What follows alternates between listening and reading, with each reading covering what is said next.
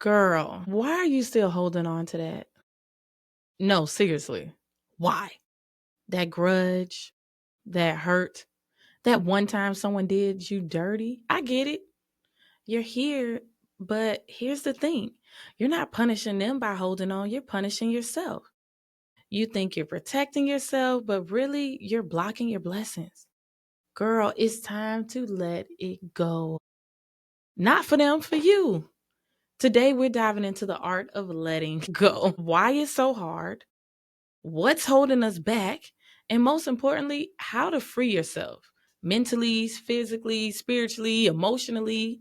And trust me, there's a whole new world waiting for you on the other side of release. So grab your tea, grab your journal, or whatever you need to settle in because this is going to be a conversation you don't want to miss. Letting go sounds simple, but let's be real. It's one of the hardest things to do. And it's not because we want to hold on to the pain. It's because so much of what we hold on to is tied to who we think we are. Studies say, and psychologists say, that unresolved emotions, especially when it's tied to trauma, gets locked into our identity. It's like carrying an emotional backpack full of bricks everywhere you go. Heavy, right? I know y'all heard Erica Badu's song Bag Lady. Same thing. She say, Bag Lady, you gonna miss your bus. Dragging all that stuff like that. Statistically speaking, women are more likely to hold on to emotional pain than men. A 2021 study from the American Psychological Association found that women often hold on to guilt and resentment longer due to societal pressures just to keep the peace or be the bigger person. Does that sound familiar? How many little girls do we know have to hear that all the time? Like, it's okay. Hey, you are a young lady. Keep the peace. Keep it cute. Be his peace. How about I figure out how to be my own peace? And me being my own peace and making sure that I stay in a peaceful place stems from me letting certain things go, not holding on to everything. Because quite frankly, bro, carrying that pain isn't making you stronger. It's just making you tired. That's all it is. How many of us have seen people that we went to school with and we look at them and they were just amazing, meaning they looked bomb, everything about them, you was like, oh yeah, they were the it person. And then you look at them now only to realize how hard life has hit them. You can see them holding on to life, what life has given us. But we don't have to hold on to all of it. We can pick and choose. What if I told you you can pick and choose what you can hold on to? What if I told you that? I mean, let's get real. What are you holding on to? Is it a relationship that ended badly? A missed opportunity? Is it betrayal? Like, take a moment and really think about it.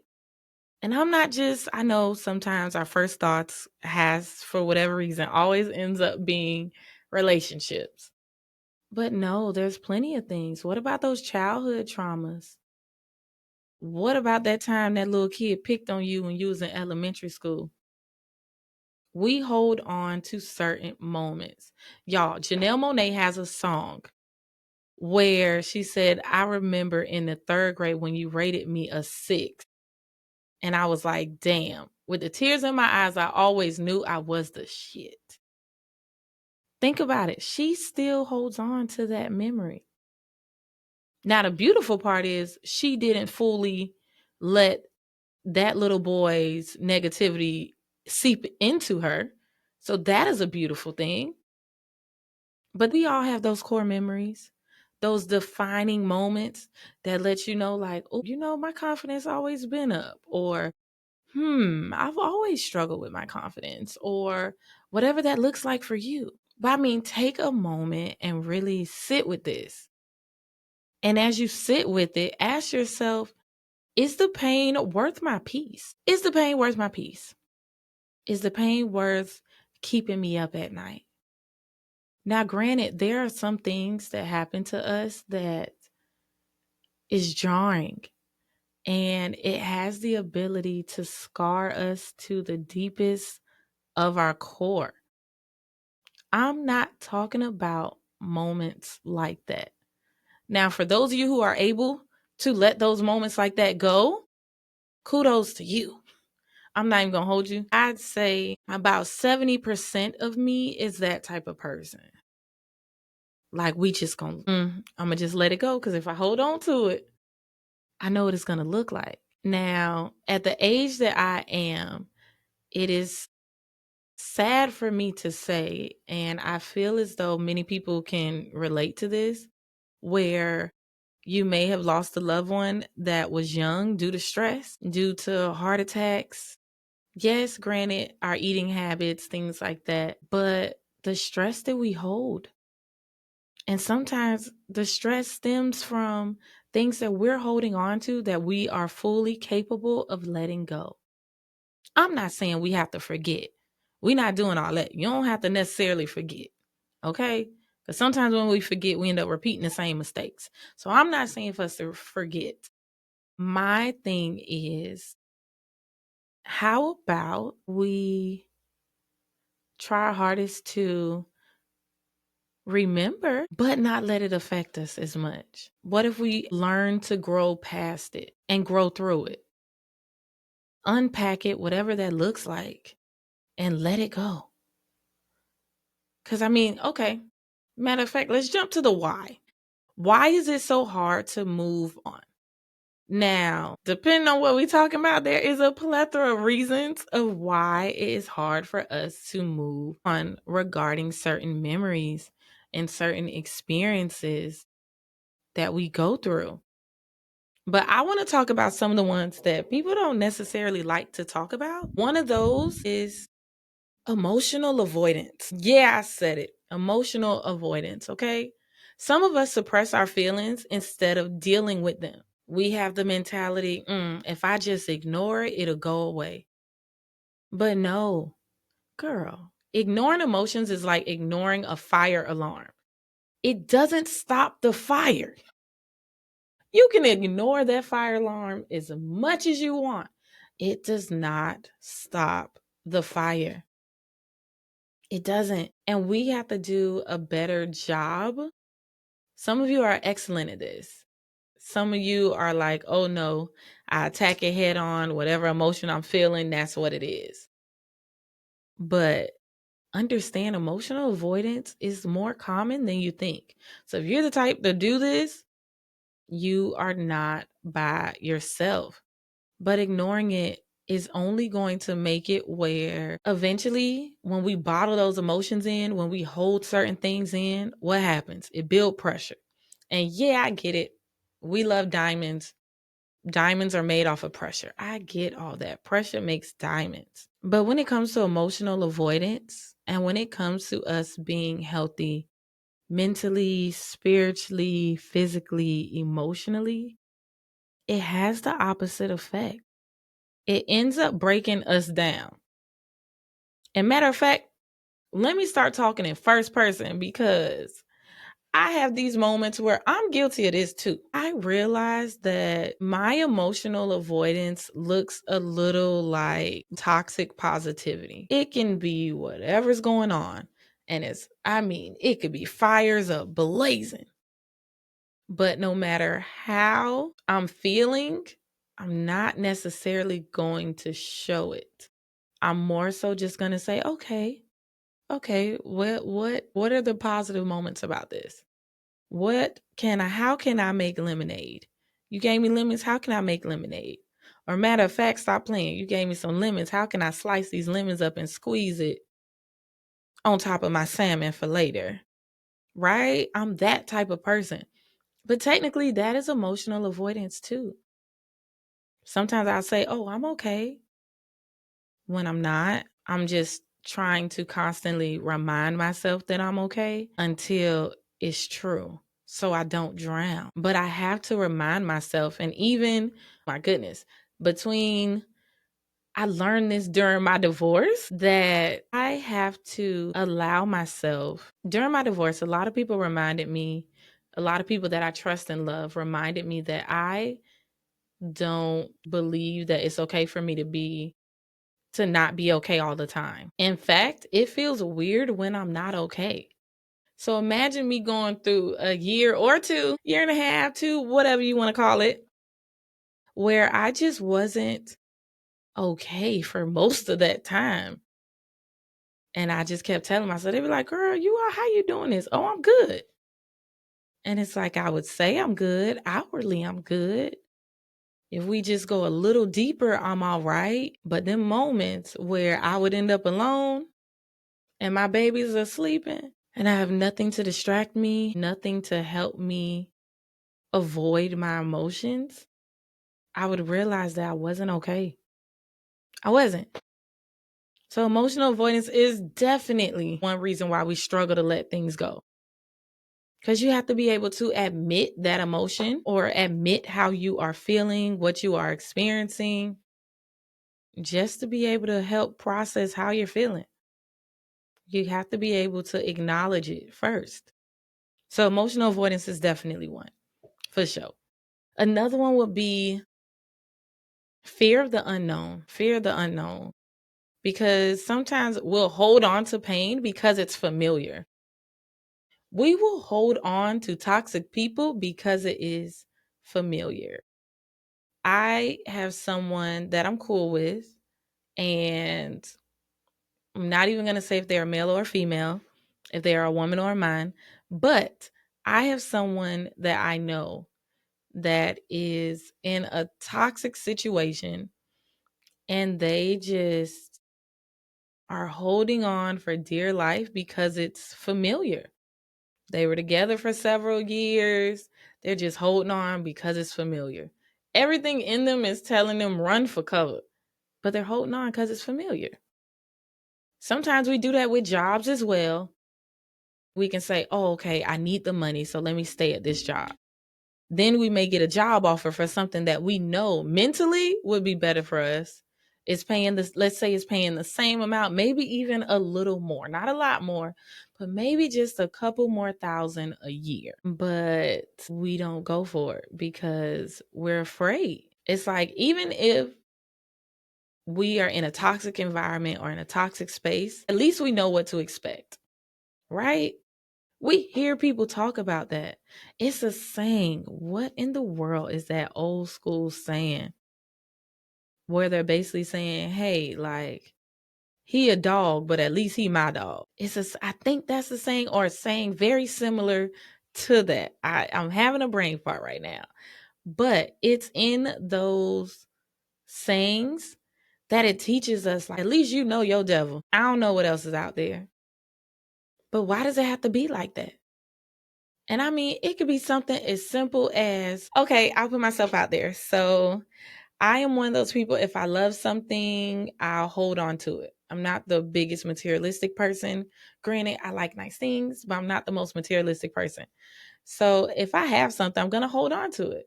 When I was in college, I was a typical broke college student. And y'all, I had this suitcase and this purse that matched. It was Steve Madden. I love Steve Madden. If heels are comfy. So it was Steve Madden. And when I tell y'all I was holding on to that bag for dear life. Mind you, I had the safety pin, some of the inside, because it was going. It was going, y'all. It was bad. I went to visit my dad and he made me throw it away in West Virginia. And I was like, I don't understand. He's like, this is ridiculous. This is embarrassing. Ain't no way you holding on to this. You have all this stuff, you holding on to this. I was like, yes, but it has sentimental value. It's so nice. And he's like, let it go. I was like, but it's done me so well. It's done me so well. He's like, it's dry rotting. You see that piece? That little piece of leather that is peeling? It's dry rotting. Let it go, baby girl. When I tell you that man made me throw it away and took me to Ross to get some more, to get a whole new luggage set, which was beautiful. But I was like, come on, daddy. God dang, dog. Right? So in that moment, I was just fearful because I'm like, I know this is my little old faithful. Why I have to get rid of it? Right? So sometimes letting go means stepping into the unknown. And that can be scary. It can be scary to not know what's on the other side. I had this experience where when I was going through my divorce, I had a feeling I knew I was going to be okay. I knew exactly what I had to do. God had given me all these signs of what needed to be done. And it got to a point where I'm convinced he was just hitting me in the head with the signs. And I knew that I needed to come back home. I knew that I knew all of these things and I just couldn't do it. It was, I just couldn't fully let go of this life that I had built for the last decade. I couldn't do it. I was just afraid. It is what it is. I was extremely fearful. But when I tell y'all now on the other side of it, it's like, wow.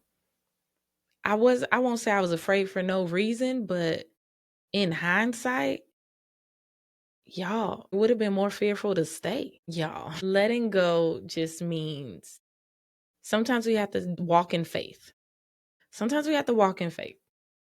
You just have to take that leap and go for it. We can't let fear stop us. We can't. Think about what we teach little kids when they first learn how to ride a bicycle. What ends up happening with that? They have the tricycle on, they have the training wheels on it. They confident now. Ooh, I got it. Now we take the training wheels off. Now we have to hold them a little longer. They're a little more nervous, things like that, right?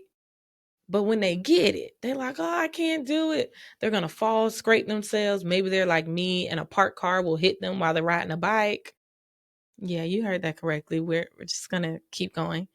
You never know. However, when they finally get to that point where they can ride their bicycle with no training wheels, they don't need your help. They just have to get past that mental block. And sometimes we need permission and reminders to tell us, hey, you can do it. Hey, you need to do it. So let this episode be a reminder to do it, to let it go. Oh, y'all. Oh, my goodness. Another reason why we don't let things go, or another reason why we hold on to certain things, is due to trauma bonds. And this is a big one.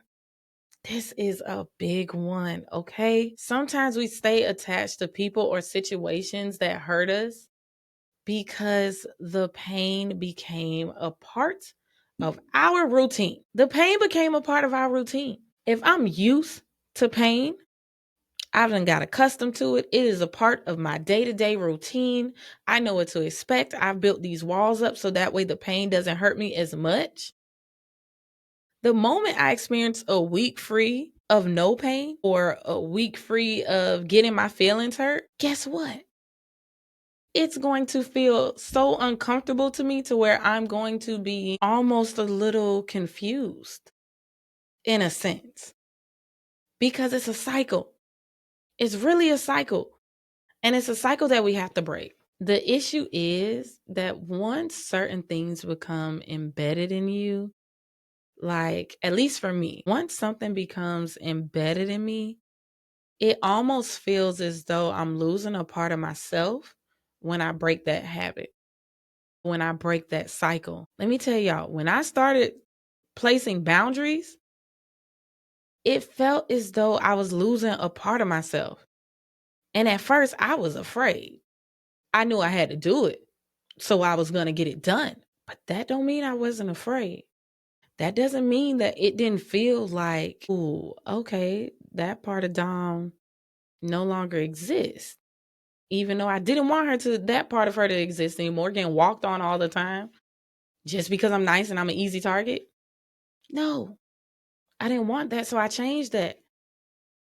I moved through my fear, do it scared, right? So I did it scared. Thank you, Lala. And y'all, it really felt like, oh, okay, so all right. So I placed that boundary. Okay. I made it where people experience consequences due to that boundary. I may remove myself a little more. Okay. So now what? Oh, snap. I'm attracting different people because my boundaries are stronger. I'm attracting a different type of friend, a different type of associate, or hell, even job opportunities. Quite frankly, because this new me, I like this newer version of me more. Or not even newer, I suppose, just this version of me with more boundaries. I respect myself more.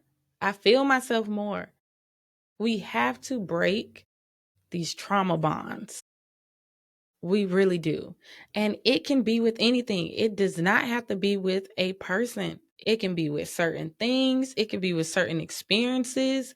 It can even be with certain memories that are embedded in us. Some of our core memories, some of those core memories, we have allowed those to allow ourselves to attach to certain things that we know are not good for us. Let's think about it. Technically, that is the basis of addiction. And don't just think drugs when we talk addiction. Too much of anything is an addiction. So I want us to really understand that we cannot heal in the same environment that broke us and be the same person. It just doesn't work that way. If we are trying to heal in the same environment that broke us, that means that changes need to happen all the way around, not just within ourselves, but also changes within that environment, with what's around us. Things have to change. And sometimes us forcing those changes is what's really going to help us let go. And there's this freedom. Once you get to the other side, there is this freedom that comes when you let things that no longer serve you go. It really is. It's like, okay, you get to that moment where you're like, oh, snap. Hey, this no longer affects me anymore. Or I'm no longer allowing this to happen to me anymore. Or allowing people to do this to me. Or the moment I see an inkling of something that I'm absolutely allergic to, what the aunties say, get somebody else to do it. I'm allergic. And I remove myself because there is a freedom. Okay? So now, let's flip the script. What happens when we let go? What about those of us who have had the opportunity where we've done the work, we've done the healing, and we decided to let things go? What happens next? It's literally freedom. It's a joy in the freedom. It's almost as if a weight is lifted. Because when you let go of what's weighing you down, you open yourself up to what's really meant for you. And sometimes we're so used to holding on to certain things that we don't even realize it's weighing us down until we're free of it. And when you're free of it, you're like, oh, snap. It's a whole new world. It's a whole new world.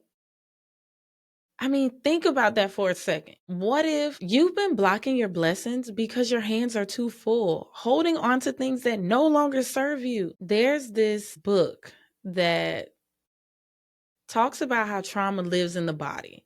The book is called The Body Keeps the Score. I can't think of who wrote it, but the book is called The Body Keeps the Score. And when I tell you, the entire book is the epitome of letting us know, until we release these things that no longer serve us, these things that make us feel stuck, these things that are holding us back from our growth, we will still be stuck in survival mode.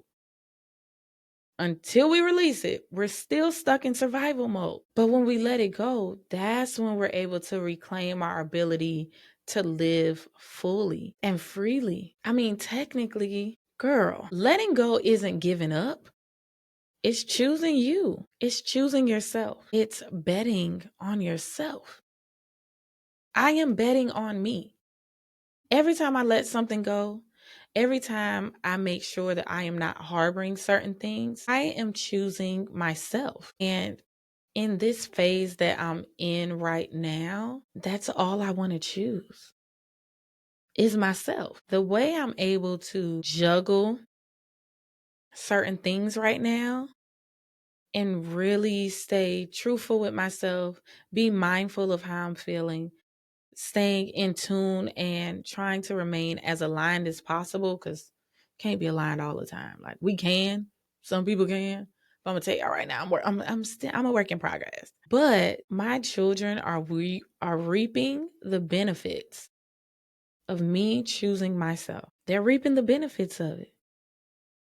They get a mommy who, yes, is busy, but I'm so organized now to where it forces me and it allows me to have as much time as possible with my kids. And I mean full intentional time where I get to run around the house with them, where I get to talk to my oldest son's teachers, talk to the director of his music program after school. I'm able to talk to the teachers at my youngest son's daycare, get updates on how his potty training is going, right? In real time and after when it's time for me to pick them up. And it's all because I chose myself. I chose me. I did.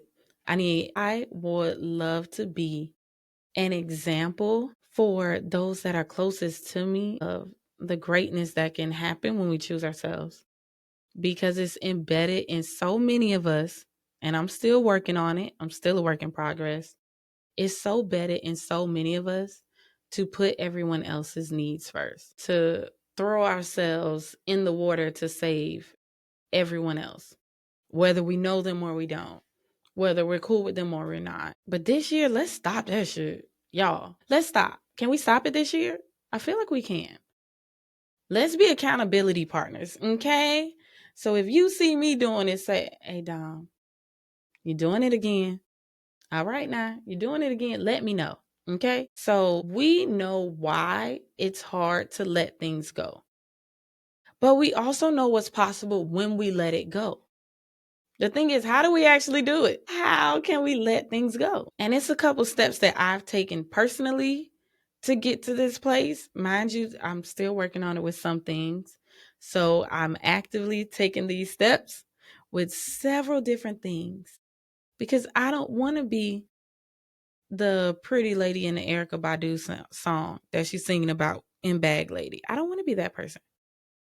So one thing I started doing, y'all, is allowing myself to feel. I stop avoiding my emotions. I admit to myself, hey, I'm okay, but this still sucks. This sucks, y'all. My sister loves, oh my goodness, that's one of her quotes. She was like, yeah, you're okay, but it's okay for it to still suck, even though you all right. And I'm like, dang, yo, that's real. It's all right to feel however I feel. And it's not weird for me to be okay. And if I want to cry it out, cry it out. If I want to journal, journal. If I need to write a poem, happy poem, angry poem, horny poem, any type of poem, sad poem, right? That's what I'm going to do. Because I'm going to do whatever I need to do that doesn't involve harming myself to process my emotions, to process however the heck I'm feeling. Another thing is I saw a lot of articles and things always saying, hey, forgive. Even if the person doesn't deserve it, forgive. And we always hear forgiveness is not for you. I mean, forgiveness is for you. It's not for them. It's about releasing yourself from the grip of resentment. Hey, I'm going to tell you right now, I don't have to forgive you to move on. Boom. I said it. I said it.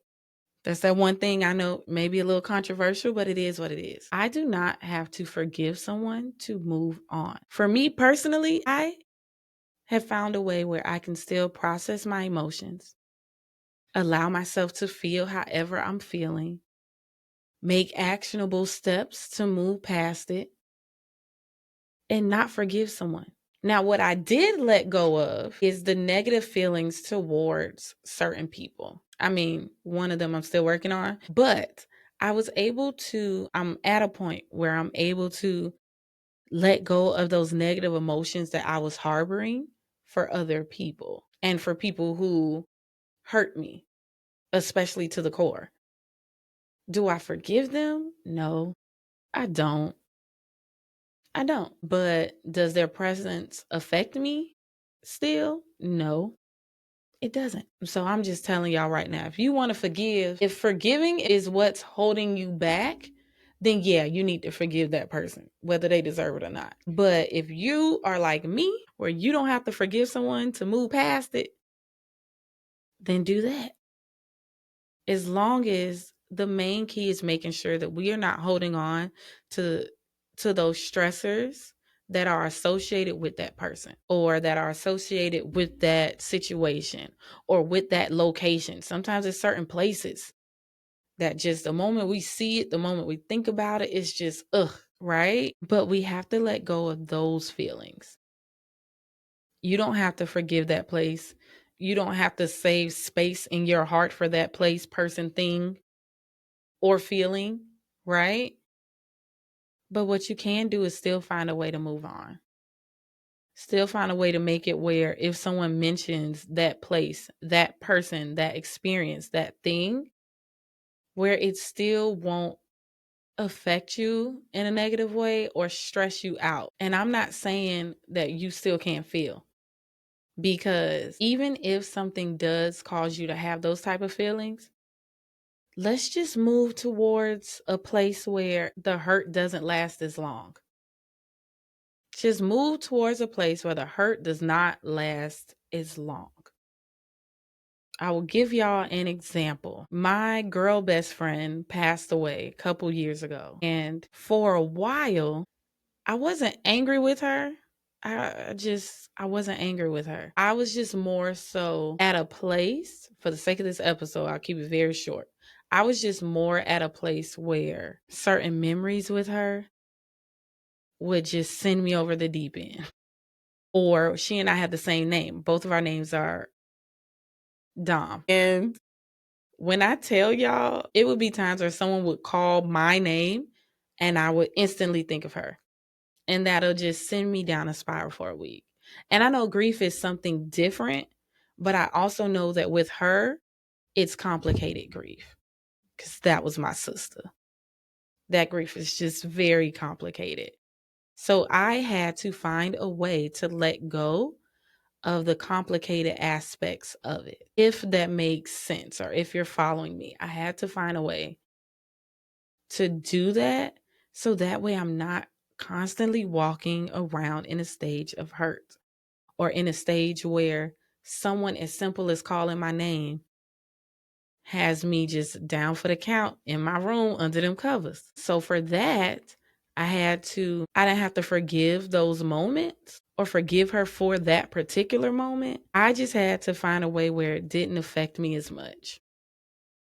That was it. Now, another one would be creating new habits. That would be another one, okay? How do we let go of things? We can create new habits. Replace them old habits that you don't want with new ones. Replace the energy that you use to spend on that pain with something new. It could be a hobby. It could be a workout routine. For me, it's MMA. It could be a new goal, like my podcast, girl, come sit with me. It can literally be whatever you choose. Just make it a choice that aligns with your values and who you are now, or who you want to be in the near future. Another one, y'all know, come on now, y'all know I have a couple psychology degrees over here, okay? So you know I'm going to say it. Seek professional help, okay? You don't have to keep venting to everybody. You don't have to keep dumping on everyone. Is it okay to share how you feel? Absolutely.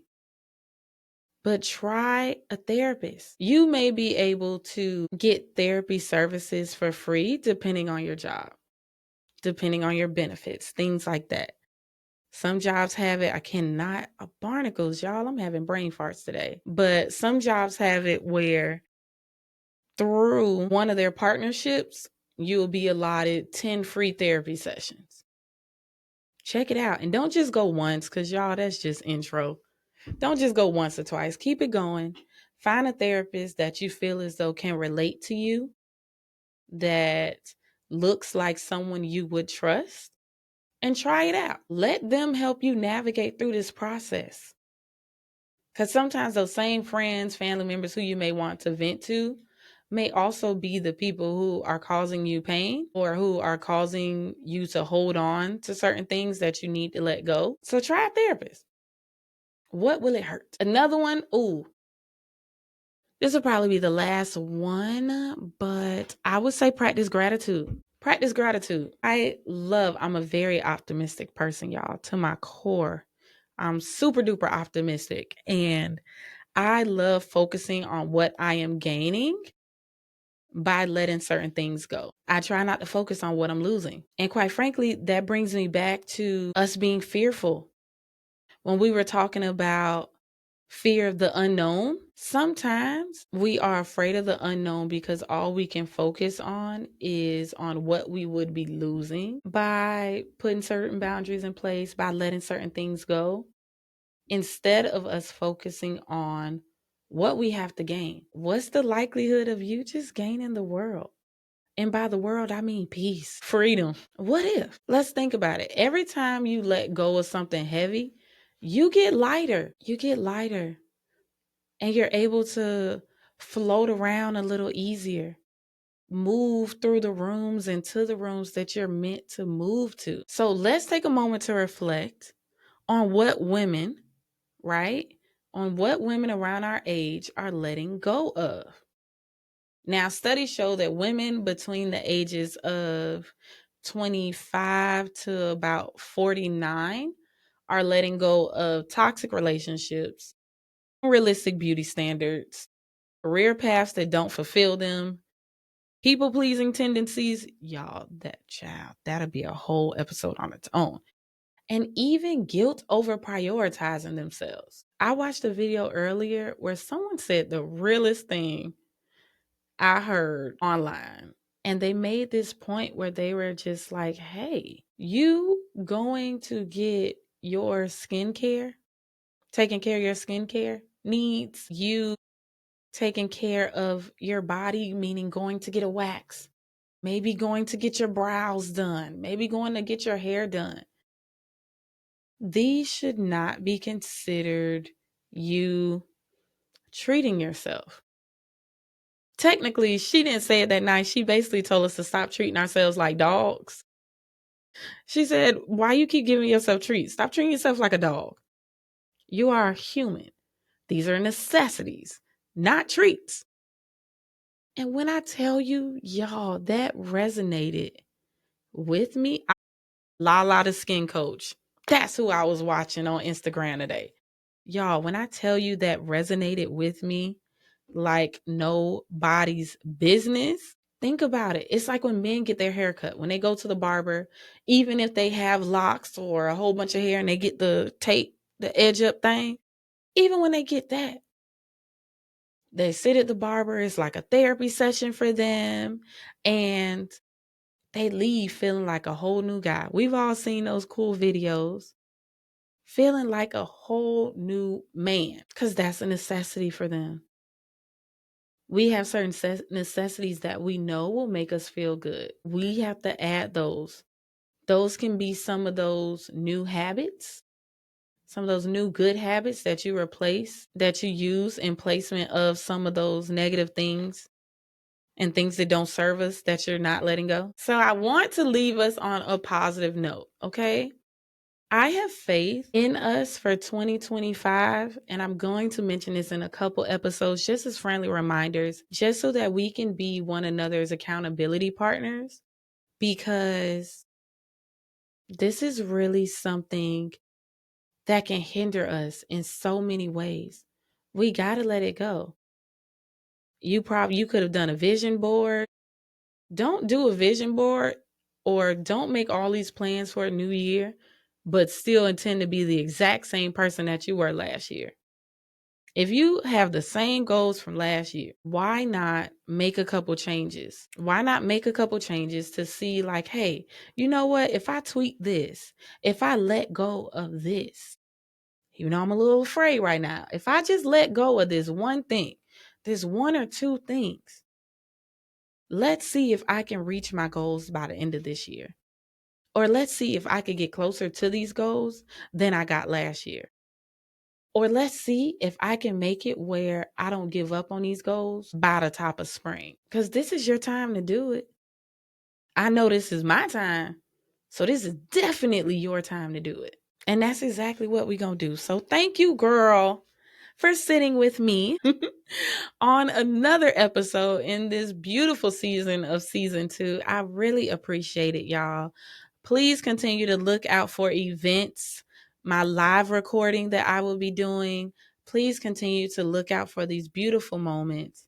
I record at CoSpace. Most of my events, if not all of them, will be at CoSpace because the Girl Come Sit With Me community is really welcomed here. And I love that because the whole goal of this podcast is to curate safe spaces for us to be in, for us to feel it's okay. I can be vulnerable. I can let my hair down. And if you don't have any hair, hey, I could bob my head from side to side in agreement. So thank you for tuning in. Have a beautiful day. Please don't forget to leave a review, like, comment, share these episodes with your friends. And remember, let it go. Later.